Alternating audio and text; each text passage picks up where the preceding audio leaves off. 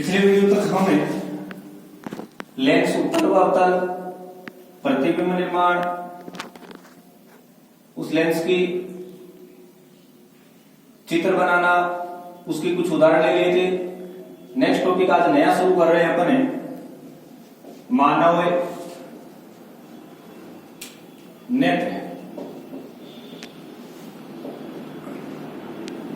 देखिए, मानव नेत्र होता है वो एक कैमरे की भांति कार्य करता है। जैसे एक कैमरे को फोटो खींचने के लिए इस्तेमाल किया जाता है, तो लेंस के आगे से जब पर्दा हटता है या पर्दा बंद होता है तो उसकी तस्वीर रिफ्लेक्शन होकर हमारी आंखों में दिखाई देती है या पर्दे के फ्लैक्स पर जाती है। उसी प्रकार हमारा नेत्र भी होता है, वो प्रकाश किरणों को अवशोषित कर उसका रिफ्लेक्शन हमारे मस्तिष्क में भेजता है, तब जाकर हमें वस्तु दिखाई देती है। देखिए, मानव नेत्र में जिस प्रकार वस्तु का कैमरे में प्रतिबिंब प्राप्त होता है, उसी प्रकार मानव नेत्र में भी वस्तु का प्रतिबिंब होकर ही हमें वस्तु दिखाई देती है। मानव नेत्र का जो व्यास होता है वो लगभग 2.5 सेंटीमीटर होता है। वैसे मानव नेत्र गोलाकार आकृति के होते हैं। इसकी गोलाकार आकृति बनाए रखने का जो कार्य होता है वो जलीय द्रव्य का होता है। बात आगे करेंगे जलीय द्रव्य की, पहले मैं बात कर लेता हूं नेत्र की संरचना। तो नेत्र की संरचना ध्यान से देखना। हम पहले इसका नेत्र का चित्र बना लेते हैं।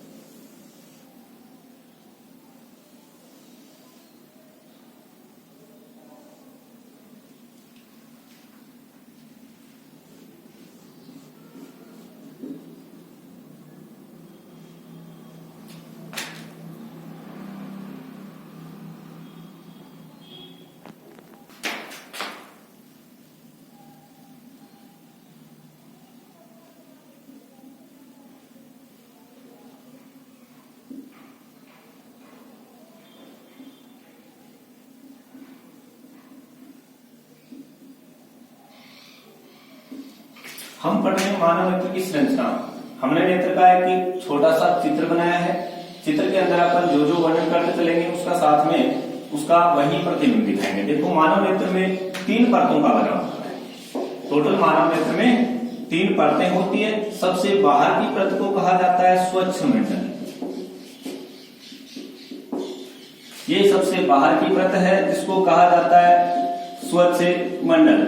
स्वच्छ मंडल का देखिए, हमारा जब हम एक दूसरे की आंख में देखते हैं तो हमें आंख का जो सफेद भाग दिखाई दे रहा है बाहर का, वो स्वच्छ मंडल कहलाता है। ये मांसपेशियों की सुरक्षा का कार्य अर्थात नेत्र की सुरक्षा का कार्य स्वच्छ मंडल का होता है। बाकी ये अपारदर्शी होता है। दूसरा भाग की बात की जाए तो स्वच्छ मंडल के अंदर का भाग कहलाता है रक्तक मंडल। देखिए, ये रक्तक पटल बोल सकते हो या रक्तक मंडल बोल सकते हो। ये रक्तक पटल लिख देता हूं। रक्तक पटल की बात की जाए तो रक्तक पटल एकल परत के रूप में होता है। ओनली एक संरचना में, इसमें बहुत बड़ी संरचना नहीं होती है। जैसे ही सफेद भाग हमारी आंखों का समाप्त होता है, उस सफेद भाग के किनारा लास्ट जहां समाप्त हो रहा है उसके बाहर की तरफ पर एक गहरे रंग की काली संरचना दिखाई दे रही है, उसी को रक्तक पटल या रक्तक मंडल कहा जाता है। इस रक्तक पटल का एक विशेष कार्य होता है कि एक तो ये प्रकाश की किरण जो हमारे आंखों में प्रवेश कर रही है उसको परावर्तित नहीं होने देता, उसको रिफ्लेक्शन नहीं देगा, बाहर की तरफ नहीं भेजेगा। उन सभी प्रकाश की किरणों को अवशोषित करने का कार्य रक्तक पटल का होता है। दूसरा कार्य कॉर्निया, जो अंदर की परत होती है उसको कॉर्निया या दृष्टिपटल कहा जाता है। उस कॉर्निया को ऑक्सीजन और पोषण प्रदान करने का कार्य भी इस रक्तक पटल का होता है। नेक्स्ट, तीसरी परत का नाम होता है दृष्टिपटल। इस पटल का दूसरा नाम होगा रेटिना। इस परत को कहा जाता है, इसका दूसरा नाम हो गया रेटिना या दृष्टिपटल। तो इस प्रकार 3 परतें हो गई। रेटिना या दृष्टिपटल इसलिए कहा जाता है इस परत को कि इस परत पर ही वस्तु का प्रतिबिंब प्राप्त होता है। इस प्रकार मानव नेत्र 3 परतों का बना होता है। सबसे बाहर स्वच्छ मंडल, उसके अंदर का रक्तक पटल, तीसरा होता है दृष्टिपटल या रेटिना। आंख के नेत्र में सबसे आगे की ओर चले तो नेत्र का सबसे उभरा हुआ भाग, ध्यान से देखने पर एक मध्य में छोटी सी उभरी हुई संरचना दिखाई देती है जिसको कहा जाता है कॉर्निया। कॉर्निया मानव नेत्र का सबसे उभरा हुआ भाग होता है, सबसे बाहर निकला हुआ भाग होता है। सर्वप्रथम प्रकाश कॉर्निया द्वारा ही हमारे नेत्र में प्रवेश करता है। कॉर्निया से पीछे की ओर चले तो कॉर्निया से पीछे पाया जाता है लेंस।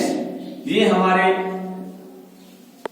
नेत्र में पाया जाने वाला लेंस होता है। मानव नेत्र में हमेशा उत्तल लेंस पाया जाता है, क्योंकि उत्तल लेंस द्वारा वास्तविक वस्तु से छोटा और वास्तविक प्रतिबिंब वस्तु से छोटा और रेटिना पर हमारे पास प्राप्त होता है।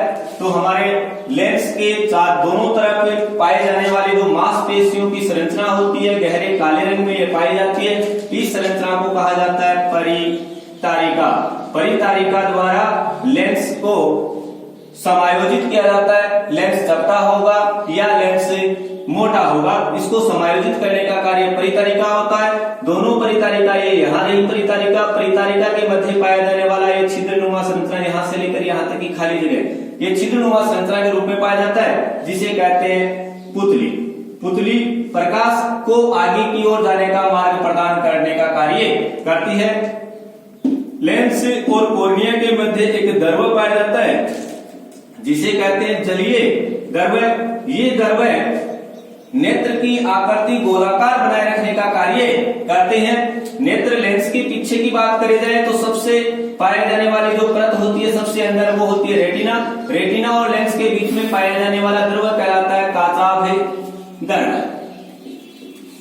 ये यहाँ पे काचाभ द्रव हो गए। काचाभ द्रव से पीछे की ओर पाया जाता है पीत बिंदु। ये एक बिंदु होता है जो पाया जाता है दृष्टिपटल या रेटिना पर। पीत बिंदु पर वस्तु का प्रतिबिंब प्राप्त होता है। अगर पीत बिंदु से पूर्व या पीत बिंदु के पश्चात वस्तु का प्रतिबिंब प्राप्त होगा तो वस्तु हमें स्पष्ट दिखाई देगी।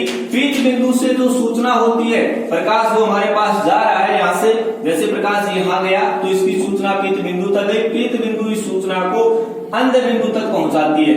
ये यहाँ पीत बिंदु से थोड़ा नीचे की ओर एक बिंदु और पाया जाता है, जिसको कहते हैं अंध बिंदु। अंध बिंदु एक खड्डेनुमा संरचना में पाया जाता है, जिसको कहते हैं फोबिया। फोबिया द्वारा यहाँ से प्रकाश नाड़ी पाई जाती है।